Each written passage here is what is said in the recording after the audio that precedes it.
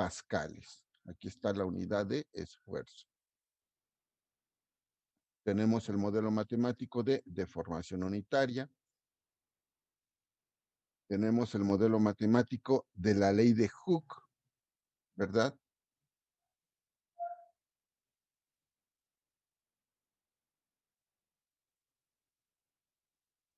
Tenemos también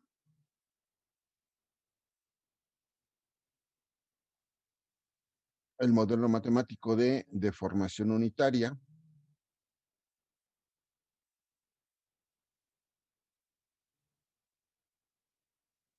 Tenemos el modelo matemático que corresponde al módulo de Young.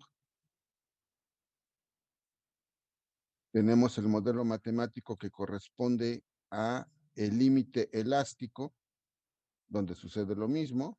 La unidad de fuerza es el Newton, la unidad de área metro cuadrado, la unidad del límite elástico sería Newton por metro cuadrado o Pascal.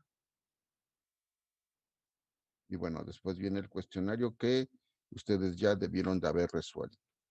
Bien. Para profundizar un poquito más en el tema, vamos a ver unos videos. Voy a presentarles el primero.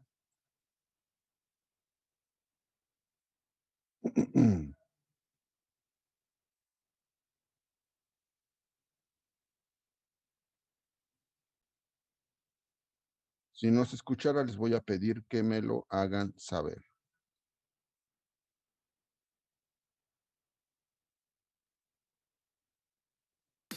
Hola. ¿Sí se escucha? Sí, maestro. Ok. Hablaremos de la ley de Robert Hooke.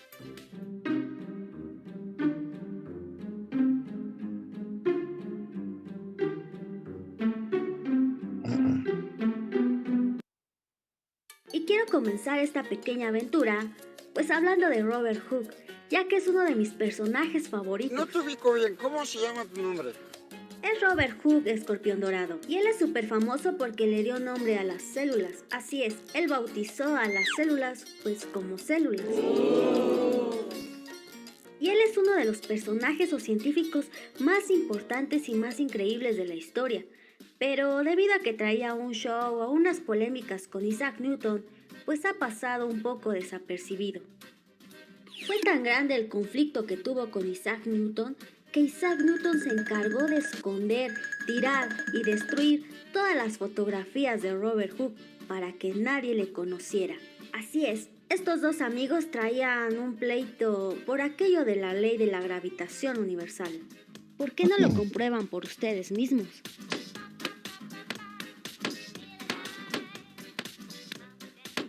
Así es que yo, Lagartijas Vlog, pues quiero darle honor a quien honor merece. Así es que recibamos con un fuerte aplauso a Robert Hooke. Él es inglés y siempre se rodeó de muchas polémicas, pero sin lugar a duda, era un genio creativo de primer orden. Sus intereses abarcaron muchísimos campos, como la biología, la medicina, la arquitectura, la física, entre muchísimas más.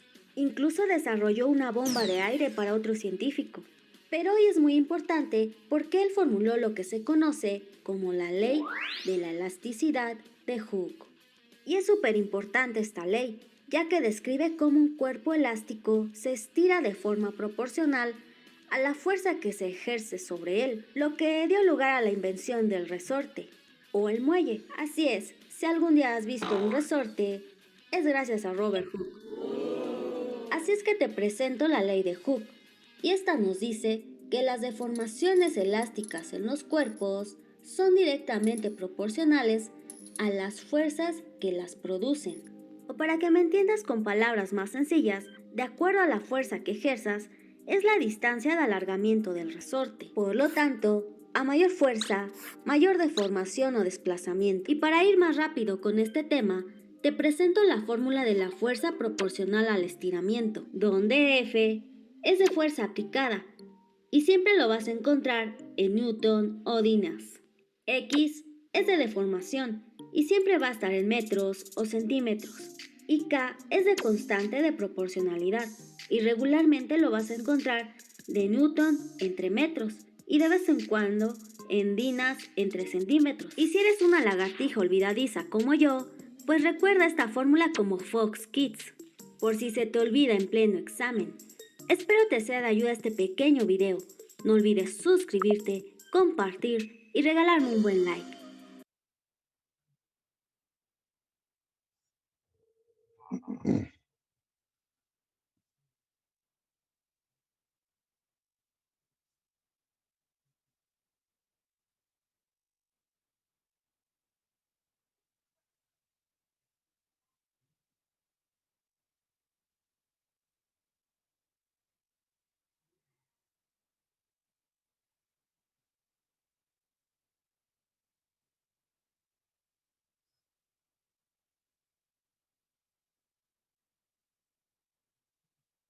Bien, actualmente la ley de Hooke es aplicada más que nada para resortes, pero la realidad es que la ley de Hooke es aplicada para resortes, pero también para cuerpos sólidos. Para vernos un poquito más serios con respecto al estudio de la física y en particular al estudio de elasticidad, vamos a ver el siguiente video.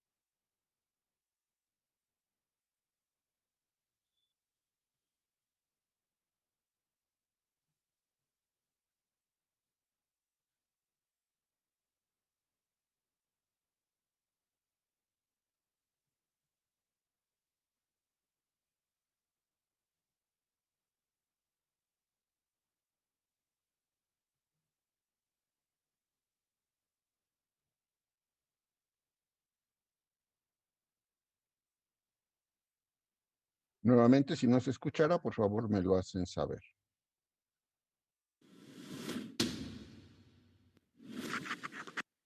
Bienvenidos a este video tutorial, donde veremos la ley de Hooke, que describe la conducta de los metales en la deformación elástica, el módulo de elasticidad, que es una constante que viene asociada a esta ley, y los conceptos de tensión, deformación y cómo se relacionan gráficamente por medio de los resultados de un ensayo de tracción. Primero debemos entender dos conceptos importantes como lo son el de tensión y deformación. Las tensiones, por su parte, son esfuerzos que surgen en el interior de los materiales y que pueden estar o no relacionadas con la aplicación de una carga externa. La mayoría de las propiedades mecánicas de un material se expresan por la magnitud tensión, que se crea para considerar la magnitud de la carga independientemente de las dimensiones del cuerpo. Y matemáticamente la podemos calcular como el cociente entre la carga que está siendo aplicada y el área sobre la que actúa. Por deformación se entiende al cambio de las dimensiones y de la forma de la materia generado por la acción de fuerzas externas aplicadas o por algún proceso físico-químico interno. Estas a su vez pueden ser elásticas o plásticas. Las deformaciones elásticas son aquellas que desaparecen por completo cuando las fuerzas dejan de actuar y no generan cambios notables en la estructura ni en las propiedades del material. Este comportamiento responde a lo que conocemos como ley de Hooke, para la cual vamos a analizar la gráfica de la deformación de una barra de metal en función de la tensión aplicada en un ensayo de tracción. Como vemos, la aplicación de la carga P genera un alargamiento de la pieza conocido como delta L. Sobre el eje de ordenadas, vamos a graficar los valores de tensiones que calculamos como el cociente entre la carga y el área. Y sobre el eje de abscisas, tenemos la deformación referida a la unidad de longitud y que resulta adimensional. En cuanto a la gráfica, la ley de Hooke establece que para el acero, a incrementos constantes de tensión, vamos a obtener incrementos constantes de alargamiento. Entonces, al calcular la pendiente de esta gráfica, es decir, la tangente de alfa, vamos a encontrar lo que se conoce como módulo de elasticidad longitudinal o módulo de Young. Este valor es una constante elástica, que es propia de cada material, y caracteriza su rigidez, y es decir, la resistencia a las deformaciones elásticas.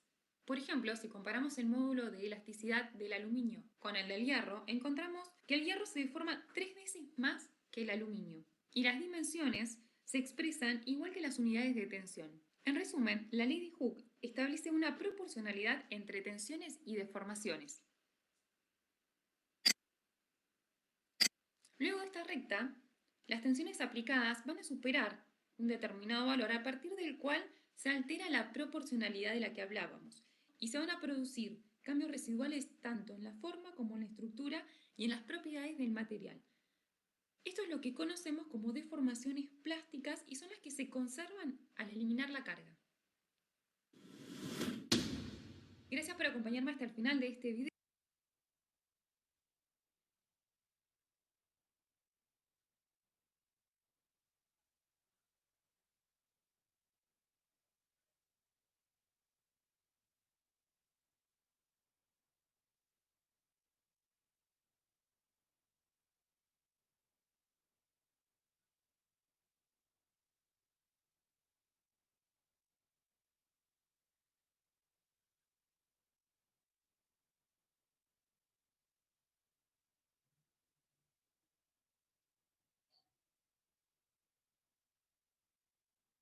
Bien, con este video, como se pudieron dar cuenta, hay una estrecha relación entre la ley de Hooke y el módulo de Young.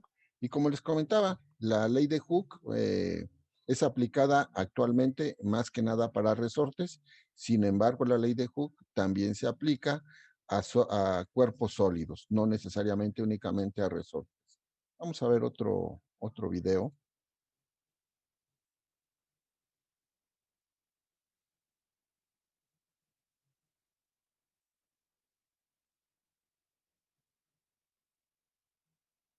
Si no se escuchara, por favor, chicos, me indican.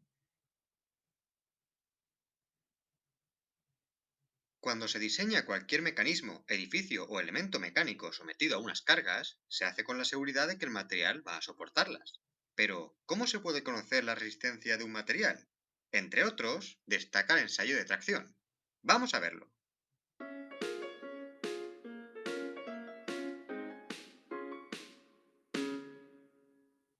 Hola, amigos de la ciencia y la tecnología. Bienvenidos ingeniosos.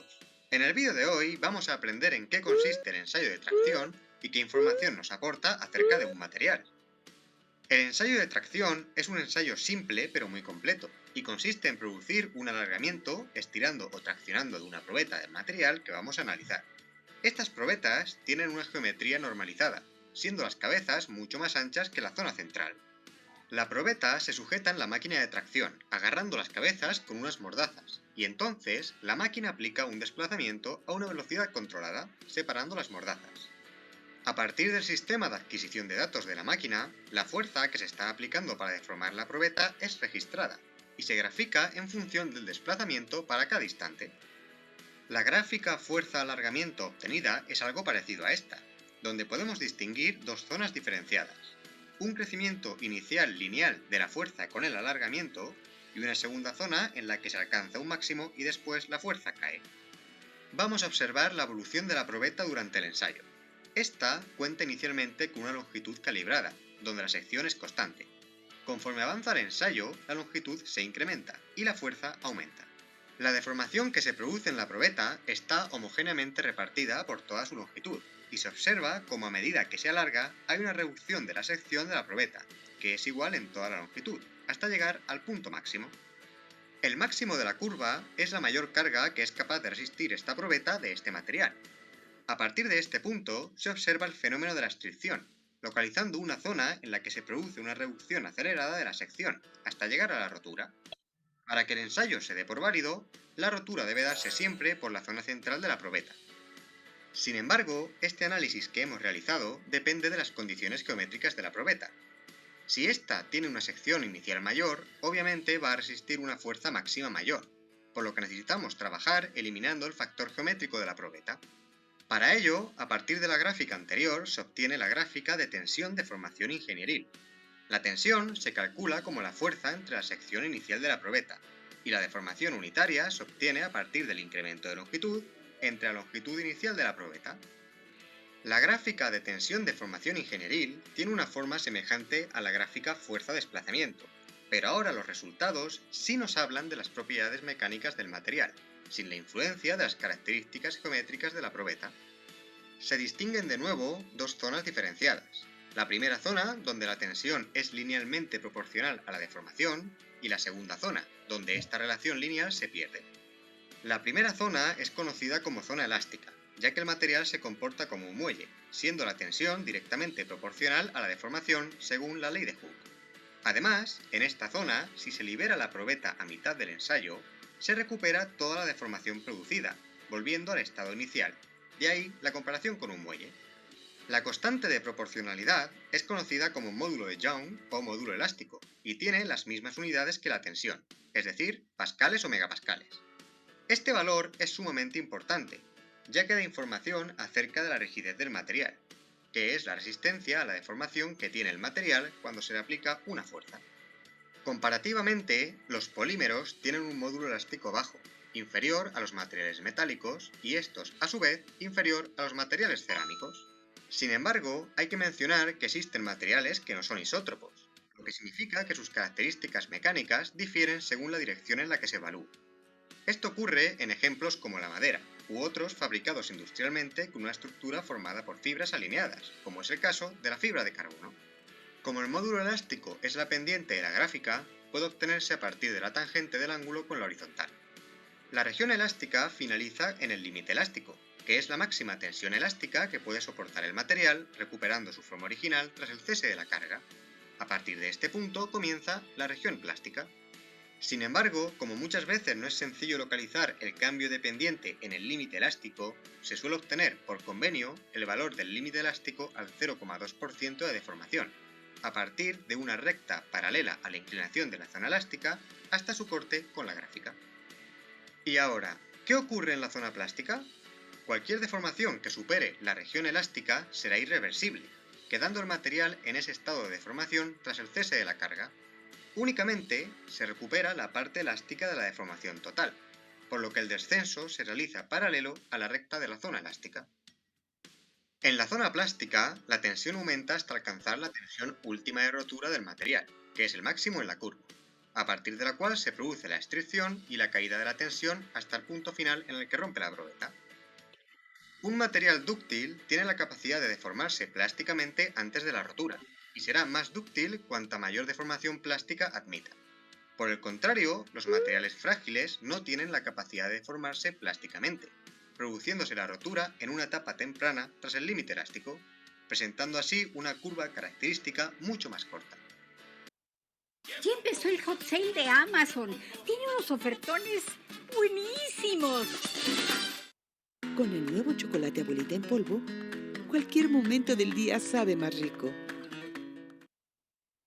El área bajo la curva es igual a toda la energía absorbida en modo de energía de deformación que es necesaria para romper el material, lo que se conoce como tenacidad del material. El área bajo la curva en la zona elástica es la energía necesaria para deformar elásticamente el material, lo que se conoce como resiliencia. Como resumen, los parámetros importantes y característicos de las propiedades mecánicas de un material son el módulo elástico o de Young, el límite elástico, la tensión última de rotura y el alargamiento en la rotura. Pero, ¿cómo los usamos?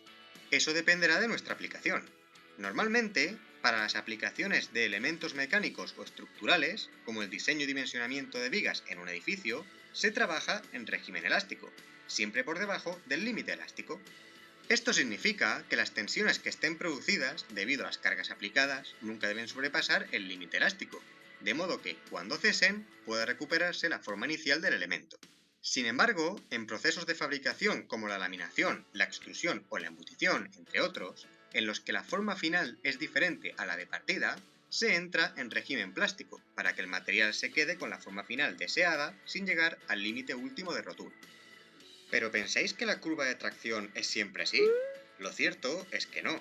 Para algunos materiales, en especial para el caso de los aceros, la curva presenta la forma siguiente, distinguiendo tres zonas.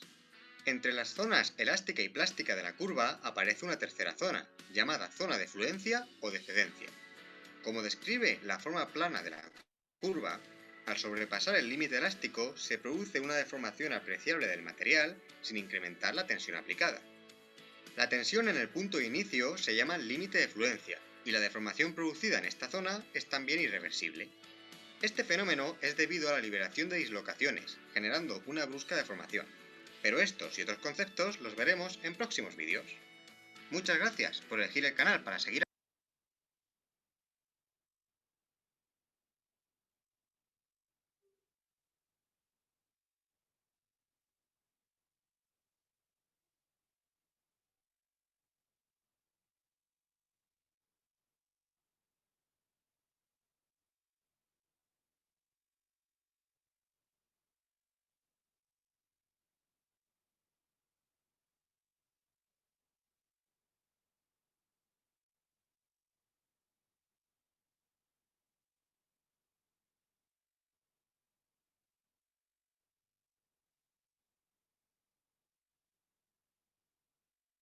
Bien, vamos a ver un último video. Lo comparto con ustedes.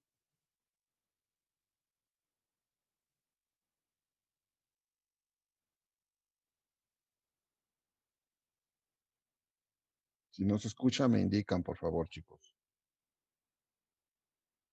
Para determinar la resistencia y las características de los materiales, requerimos pruebas del laboratorio. Una de las más simples y efectivas se llama prueba de tensión. Esta prueba es bastante sencilla. Elaboramos una probeta del material que queremos analizar, lo colocamos en esta máquina y esta se encarga de ir jalando de los extremos con una fuerza de tensión céntrica. A medida que aumenta la fuerza, se va midiendo y registrando su alargamiento y deformación de su sección. La relación entre la carga aplicada y la deformación resultante se puede observar en una gráfica de esos datos, tal como la que tenemos aquí. Pero esta gráfica es de uso limitado, ya que solo sirve para probetas con estas mismas características, es decir, con estas mismas dimensiones. Sin embargo, un diagrama más útil es el diagrama que muestra la relación entre el esfuerzo y la deformación, ya que la información que obtenemos de este diagrama la podemos aplicar al material en general o a los componentes elaborados con ese mismo material independientemente de sus dimensiones. Aquí podemos observar un diagrama típico de esfuerzo-deformación para algún tipo de acero. Este punto, en el que la gráfica ya no es lineal y empieza a curvarse, se llama límite de proporcionalidad. Las deformaciones en la porción lineal representan solo una pequeña fracción de la deformación total hasta la fractura. Mientras el esfuerzo en el material permanezca por debajo de este límite, va a tener un comportamiento elástico. Esto quiere decir que no se causarán daños permanentes en el material. Podemos cargarlo y descargarlo las veces que se nos dé la gana y se seguirá comportando como nuevo, entre comillas, ¿no? Ahora bien, la relación lineal entre el esfuerzo y la deformación en esta región es muy importante, ya que la mayoría de los componentes están diseñados para funcionar en este rango. Robert Hooke, mediante el uso de resortes, descubrió que un incremento en el esfuerzo ocasiona un aumento proporcional en la deformación. A este hecho se le conoce como la ley de Hooke. Aquí la letra E representa la pendiente de esta línea recta y se llama módulo de Young o módulo de elasticidad. Este parámetro es una medida de la rigidez del material y, como hemos dicho, es importante porque define cuánto estiramiento, compresión, flexión o deflexión se producirá en un componente como respuesta a las cargas que actúan sobre él. Podemos calcularlo utilizando solo los valores del límite de proporcionalidad, ya que la recta pasa por el origen. Aquí tenemos 43.5 KSI, que es el esfuerzo justo en el límite de proporcionalidad. Y también tenemos la deformación que ocurre cuando se llega a ese esfuerzo, ¿no? Que es 0.0041 pulgada sobre pulgada. Recordemos que la deformación unitaria es adimensional. Por lo tanto, el módulo de elasticidad tendrá las mismas unidades que el esfuerzo. Ahora, apoyándonos en la ley de Hooke, también podemos determinar el módulo de rigidez para un esfuerzo cortante. No se determina con este mismo ensayo, pero basándonos en los principios de la ley de Hooke, podemos determinar también este módulo de rigidez para los ensayos respectivos. Ahora bien, si el esfuerzo excede ligeramente el límite de proporcionalidad, la curva tiende a doblarse hasta que el esfuerzo alcanza el límite elástico. En este punto, si se retira la carga, la probeta recuperará de nuevo su forma original. Ahora, otro ligero aumento en el esfuerzo provoca un marcado aumento de la deformación. El esfuerzo que causa este proceso se llama esfuerzo de excedencia y a partir de este punto el material se modifica permanentemente. Las deformaciones a partir del límite de excedencia o el esfuerzo de excedencia se denominan deformaciones plásticas o inelásticas. Esto quiere decir que si quitamos el esfuerzo, el cuerpo no vuelve a su forma original. Luego, cuando termina la excedencia, la probeta puede soportar un aumento de la carga hasta llegar a un punto máximo conocido como esfuerzo último. Este incremento de la curva se llama endurecimiento por deformación. Este esfuerzo último es el mayor esfuerzo que el material puede soportar. Ahora bien, justo después del esfuerzo último, el área de la sección transversal comenzará a disminuir en una región localizada de la probeta, formándose una estricción o cuello en dicha región. Aquí el diagrama esfuerzo de formación tiende a curvarse hacia abajo hasta que la probeta se rompe en el esfuerzo de fractura. Aquí aparece una propiedad importante, la ductilidad, que es la capacidad del material para la deformación plástica. Un material que puede soportar grandes deformaciones antes de fracturarse se llama material dúctil. mientras que los materiales que exhiben poca o ninguna deformación antes de la fractura se denominan materiales frágiles. Y si hablamos de materiales frágiles, el concreto se clasifica como uno de ellos. En su diagrama esfuerzo-deformación observamos que su resistencia máxima a la compresión Descubre la ciencia de Neutrogena Hydro Boost Serum. Potencializa la hidratación hasta 200% más. es más de 12 veces superior a su resistencia a la tensión. En su diagrama esfuerzo-deformación observamos que en poca o ninguna deformación antes de la fractura se denominan materiales frágiles. Y si hablamos de materiales frágiles, el concreto se clasifica.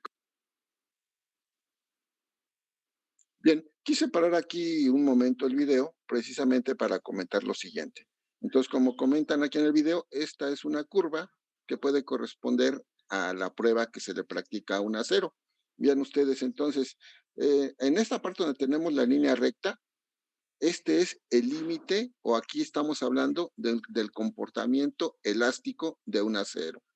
En el momento que dejamos de ver la línea recta y vemos que el material se empieza a curvar, vemos el comportamiento plástico del acero.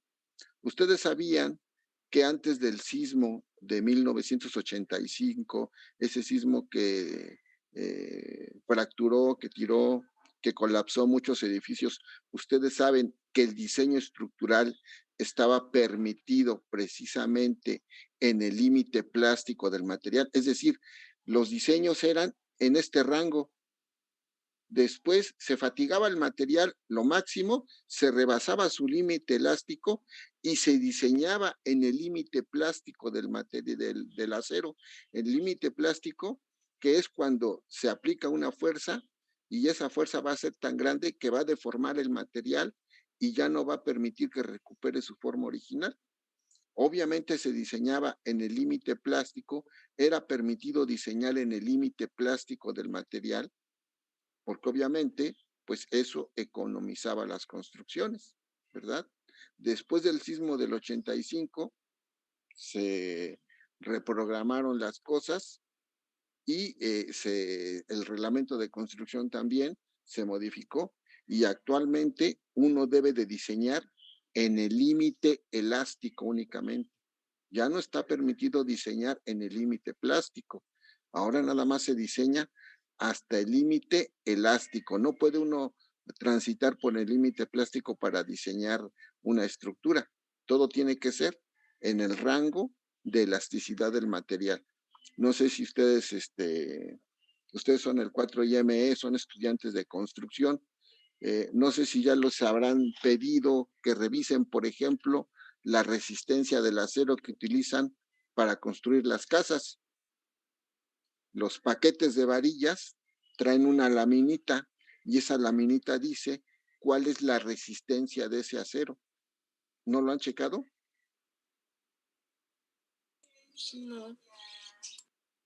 No. No han visto. Cuando tengan oportunidad, revisen esa laminita. Esa lámina dice que el acero tiene una resistencia de 4,200 kilogramos por centímetro cuadrado. Regularmente esa es la resistencia del acero para construir una casa habitación. Ya para construir edificios, para construir puentes, pues las resistencias son mucho más grandes. Pero, por ejemplo, para una casa habitación, el acero que se utiliza tiene una resistencia de 4,200 kilogramos por centímetro cuadrado. Y saben, un calculista de esa resistencia que marcan las varillas, ¿cuál es la resistencia que él utiliza en sus cálculos? 2,100 kilogramos por centímetro cuadrado. La mitad. Ya únicamente diseña con la mitad. Y eso ya depende del calculista, depende del tipo de obra que está calculando. Porque pudiera diseñar hasta con 1,700, aunque el acero tenga una resistencia de 4,200 kilogramos por centímetro cuadrado, hay calculistas que diseñan únicamente con 1,700 kilogramos por centímetro cuadrado. ¿Para qué hacemos esto? ¿Para qué hacen esto? Precisamente para no rebasar ese límite elástico, para lo que diseñen quede precisamente en el rango elástico del material. Hay estudios que dicen que el Titanic, por ejemplo, no se hubiera hundido si el Titanic hubiera sido construido con los aceros que hay de manera actual. Aquí dice que hay dos tipos de acero, uno frágil y uno dúctil. Bueno, pues el Titanic sí fue un barco, fue un transatlántico muy poderoso, pero el acero con el que estaba construido era un acero muy frágil. Cuando chocó con el iceberg, ese acero era tan frágil, era duro, pero al mismo tiempo era muy frágil. ¿Y qué pasó? Se fracturó. Hay estudios que dicen que seguramente si el Titanic hubiera sido construido con un acero de la actualidad, que es un acero que, que es más dúctil, seguramente piensan que el golpe únicamente lo hubiera abollado, pero no hubiera fracturado el acero, ¿verdad?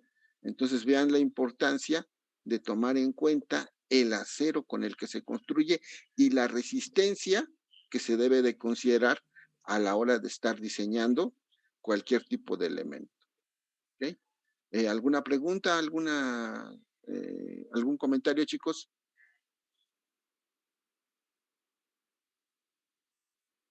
¿No? Ok, bueno. Continuamos entonces.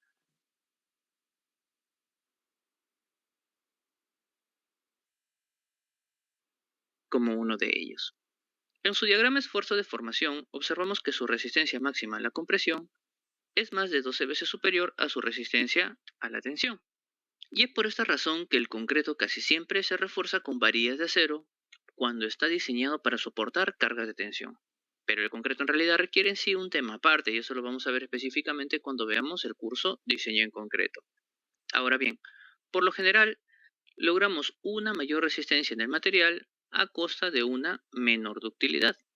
Veamos este gráfico comparando la curva esfuerzo de formación de 4 tipos de acero diferentes. La gráfica va desde un acero quebradizo hasta un acero dúctil.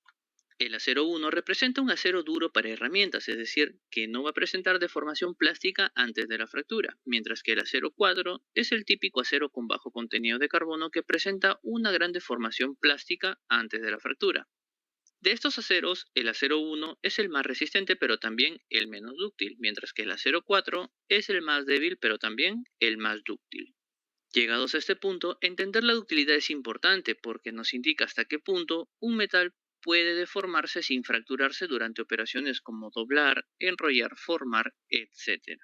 Ahora bien, cuando un cuerpo se le somete a una fuerza de tensión axial, ya hemos visto que se deforma alargándose, pero al mismo tiempo también se deforma lateralmente contrayéndose. Por ejemplo, si una fuerza de tensión actúa sobre este bloque de caucho, lógicamente se va a estirar, pero también observamos que su grosor se reduce. Aquí tenemos otro ejemplo. ¿Sí? Aplicamos fuerza de tensión y tenemos que se está estirando, pero que su grosor se está reduciendo. Del mismo modo, una fuerza de compresión provocará que este bloque se acorte en la dirección de la fuerza y que sus lados se expandan. Ahora bien, la relación entre la deformación lateral y la deformación axial es constante y se llama razón de Poisson. La denotamos con la letra griega nu.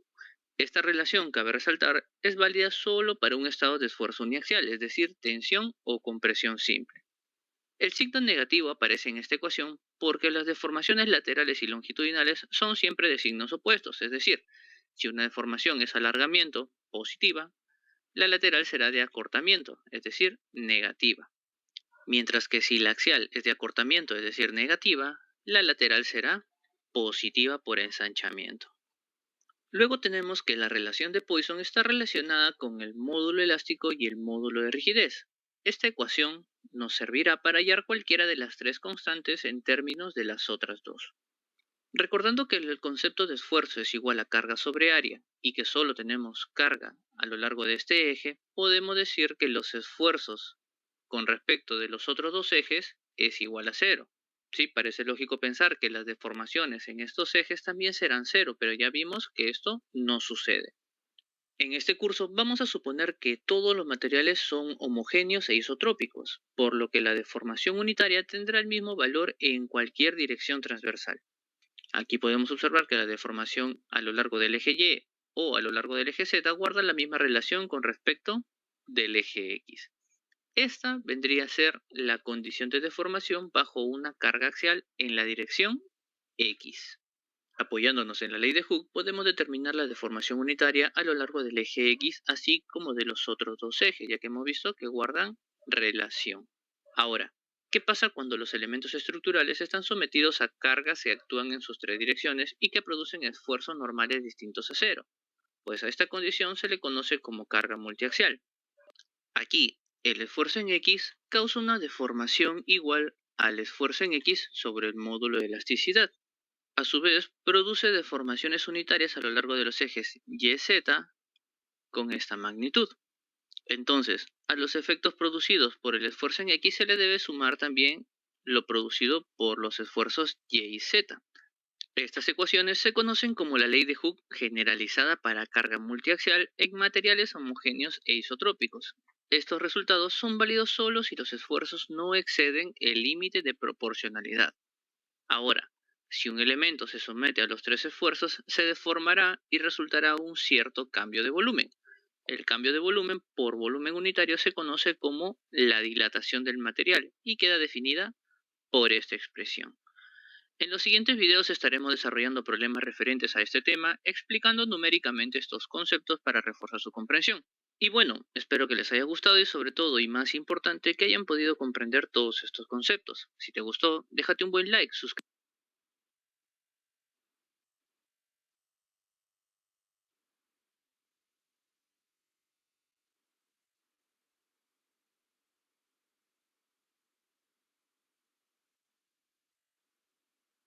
Bien, chicos, yo espero que con estos videos les haya ayudado a entender un poquito mejor de lo que se trata el tema de elasticidad.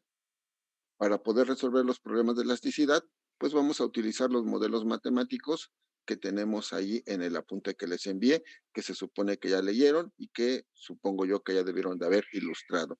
Quería comentar lo siguiente también. Hay quien ya está mandando a Classroom el apunte o los apuntes de este tercer parcial, aún no los tienen que mandar. Yo ahorita les voy a estar mandando información ahí. Ustedes tienen que estar bajando esa información, leyéndola.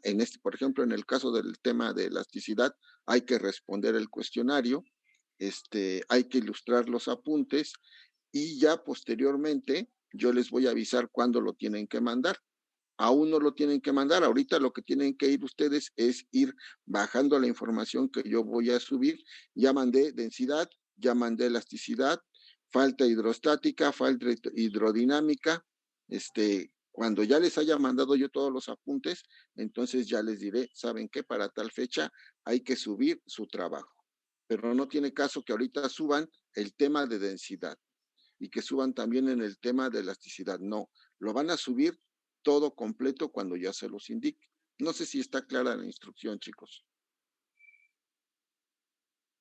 Sí, profe. Sí, ahorita respecto a los apuntes, no tienen que subir nada. Lo que tienen que hacer es irlos trabajando. ¿Y a qué me refiero con irlos trabajando? Bueno, pues bajar los apuntes, leerlos, ilustrarlos, darles formato, ¿verdad?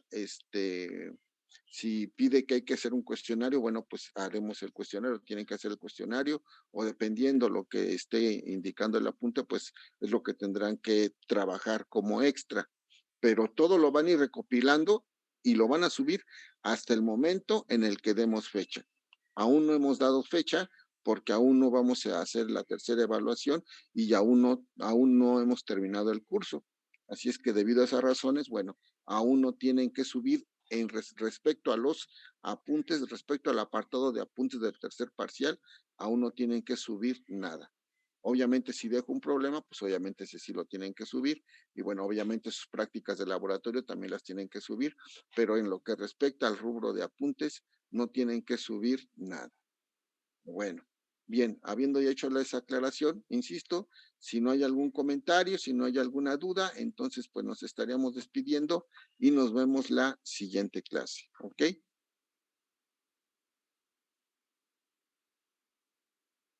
Hasta luego, profe. Hasta luego, chicos.